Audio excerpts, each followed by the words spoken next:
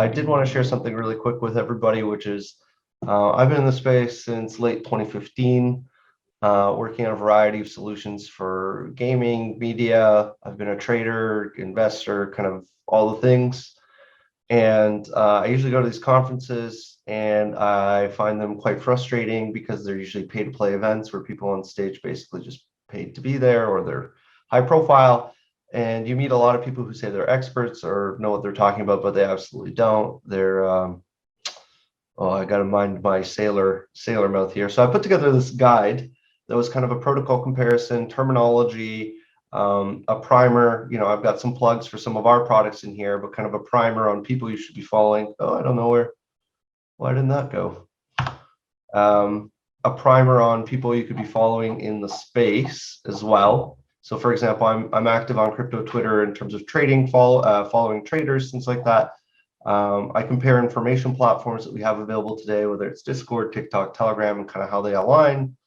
And then I also talk about tokenization, because I think we have a really significant misconception about what a token is. And a lot of people talk about tokens right now as an NFT or something that represents ownership of art or media. Realistically, a token is just a container. A token is really kind of like a capsule, and you can put whatever you'd like into a token. You could put a song into a token, you could attach a token to a piece of art, you can tokenize real estate. You can do many things with a token, and the beauty of tokens is that they inherit the qualities of whatever protocol they're on. So if you create your token on Ethereum or EOS or some other protocol, it'll inherit the qualities of those protocols, whether that's the scalability, transaction fees, ecosystem, that is around those protocols, etc. I really hated I was around before ICOs were really a big thing.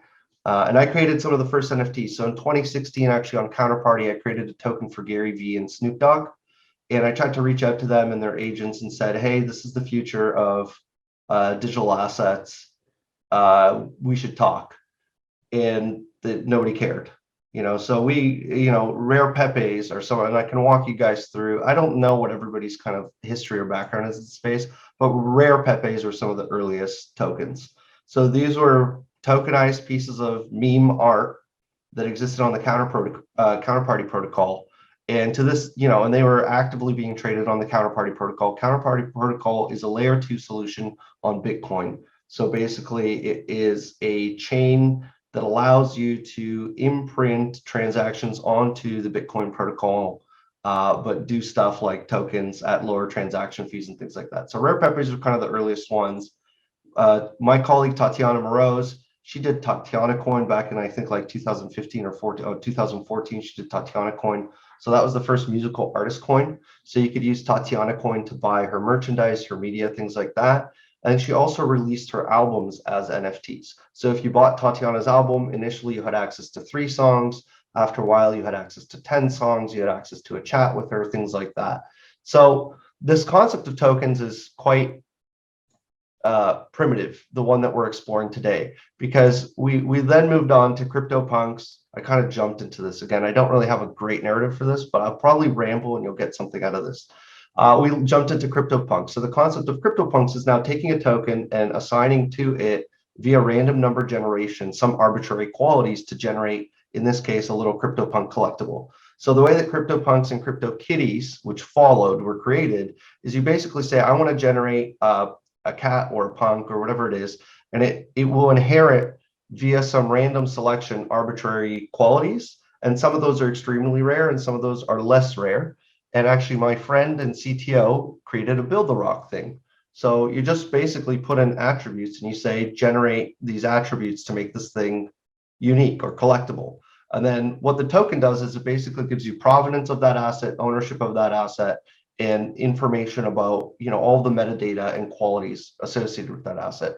The funniest thing that I heard about from my friend at the conference was he is selling his digital racehorses these days for like $10,000 a piece. So he is breeding digital racehorses and they inherit, it's called Zed. I haven't even had time to follow this right now, but Zed is basically digital horses. You breed them. Different horses have different a history in terms of how many races they've participated in, how often they win, their characteristics. and people actually race these horses in online races like bets, and other people breed them and sell them, and there's unique characteristics. Some of the other things that have come out that are pretty interesting is FC Barcelona and a bunch of football teams in Europe said, we're going to create tokens that are basically collectible trading cards, but depending on which tokens you own and how many you own, you'll also be able to, for example, participate in unique real life experiences. So if you own, say, 10,000 UFC Barcelona tokens, you'll get to vote on the jersey colors at their upcoming, exhibition game or something like that, or you'll get to participate in a VIP chat. So this is like all happened before 2021, before the NFT craze. All of these projects kind of existed or were in development years or months before the NFT craze. And then Mark Cuban arrives on the scene and he's like, you know what I'm going to do? I'm going to do NBA Top Shot. I'm going to take the NBA and we're going to just make a shit ton of money by putting these gifts together, these little moments into these starter pack decks. So it feels as if you're buying Pokemon cards or another trading card or a hockey card pack back in the day, and you get some random cards out of that pack, some of which may be rare. And some of these go on to sell for like 50,000, 100,000 or more. There's actually quite a bit of controversy. And what they chose to do is, rather than going with Ethereum, which has kind of been a standard for all of this, they decided to use the Flow protocol, which is a new type of protocol that is a different consensus mechanism. I'm not going to get into that right now. It's in that document. I'll share that with you in a second. And then the other side of NFTs today, walking through the history, is this whole concept of art. So the most prominent thing we've heard about recently was this artist called Beeple, Mike something or Mark something. He had this collection of art that he'd done every single day for several years, and he put all of that into a single, basically JPEG. And then Christie's auctioned it off, and they auctioned it off for, what was it, 69 million. And then the company that ended up buying this piece of art decided to fractionalize the art. So they took the art and then created 10 million tokens to reflect ownership in that art piece.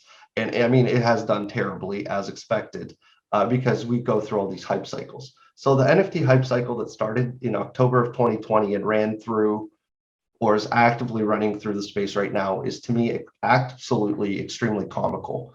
I mean, it's just gifts and pictures, and Playboy's in on it now, and like everybody's coming in and being like, oh, this is the future of art. And it is and it's not. I mean, tokens are the future of digital assets, but right now it's just like a hype money grab. And not to poop on anybody, but there's a variety of marketplaces here. I mean, we've got OpenSea, which is a marketplace where you can go and buy all of these different assets. We have Rare Toshi, which is the same thing, but it's designed to be assets that are created on the Bitcoin protocol. We have Nifty Gateway, which is trying to onboard much more prominent artists and individuals. So they're trying to onboard like rappers, music stars. I think I saw Justin Roiland on here. Yeah, so that's the Rick and Morty guy. And then we have Crypto.com, Mariana, that also is launching an NFT platform. And I found this hilarious because it's here Snoop Dogg. And like I mentioned, one of the first NFTs I made, or before they were called NFTs, tokens, was actually one for Snoop Dogg. And it was just like a marijuana leaf. And I was like, Snoop, you got to get in on this. This is the next thing. So there's a variety of platforms that are launching these token marketplaces. And the thing is that right now these tokens are very primitive in that they represent access typically to art. Whereas what we're going to see is these tokens representing access to assets that are dynamic and change over time. So for example, having bought the Red Hot Chili Peppers Californication album years ago, the Red Hot Chili Peppers, had that been a tokenized album, today could say, because you bought it 20 years ago, Martin, you get access to our concert before somebody else, before scalpers do.